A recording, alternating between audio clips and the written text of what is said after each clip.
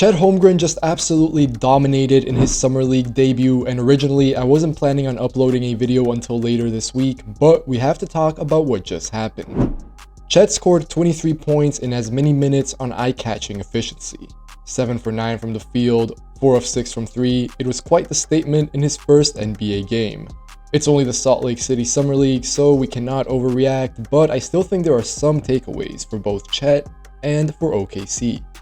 The first thing that stood out to me was that the Thunder were very willing in letting Holmgren create his own offense. This wasn't really the case at Gonzaga, but truth be told, that's not really a surprise. Few college basketball programs really let a guy fully dominate a team.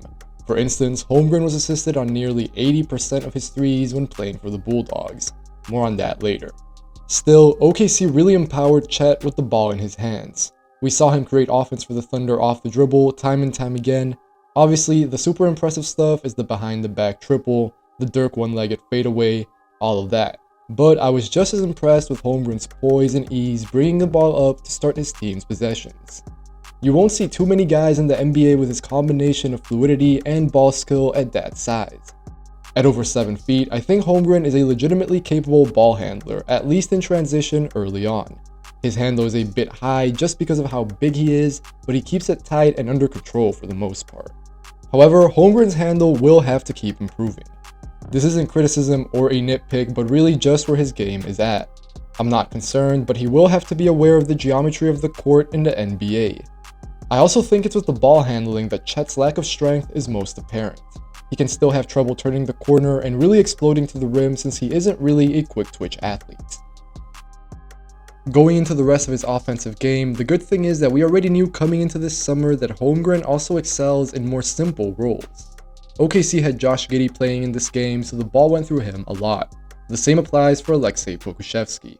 Like at Gonzaga, Chet still got some easy looks from 3, and he converted on them. Like I've been saying leading up to the draft, I'm pretty at ease projecting Holmgren as a 3-point shooter in pick and pop or trailer situations, even early on in his NBA career. And then beyond that, Holmgren also did what a big should do.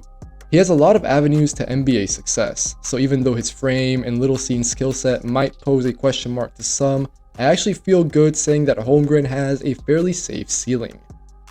That's actually a great segue into Holmgren's defense, and let's get the basic out of the way first. Yes, there were a couple times where Holmgren, listed at under 200 pounds, had a tough time with the physicality of the nearly 300-pound Kofi Cockburn. But to be honest, I expect most NBA centers would also at least have a tough time with someone so big once or twice a game. And like we see here, Holmgren still has no problem offsetting his narrow frame, with toughness, timing, and length. But when we get away from the question of his weight and frame, which honestly I'm not too worried about, we also see that Holmgren shines guarding in space.